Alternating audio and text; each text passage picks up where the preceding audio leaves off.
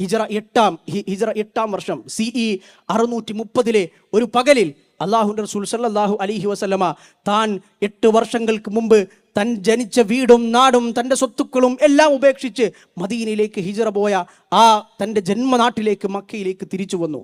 അവിടെ വന്ന് എല്ലാ തൻ്റെ ശത്രുക്കളടക്കമുള്ള ആളുകളൊക്കെയും തൻ്റെ കൽപ്പനയ്ക്ക് വേണ്ടി കാതോർത്ത് നിൽക്കുന്ന ആ അവസരത്തിൽ കഅബയുടെ വാതിൽ പടിയിൽ നിന്ന് തന്നെ അവഹേളിക്കുകയും പരിഹാസപാത്രമാക്കുകയും തൻ്റെ അനുചരന്മാരെ ഈ ആദർശം സ്വീകരിച്ചതിൻ്റെ പേരിൽ കൊല ചെയ്യുകയും ചെയ്ത ഒരു സമൂഹത്തോട് 6-ാം നൂറ്റാണ്ടിലെ ആ അറബി മനുഷ്യൻ അന്നെല്ലാവർക്കും മാപ്പ് കൊടുത്തു. ചരിത്രത്തിലോ സാഹിത്യത്തിലോ എന്തിലാണ് നമുക്കിതിനൊരു പൂർവ്വ മാതൃക കണ്ടെത്താൻ കഴിയുന്നത്?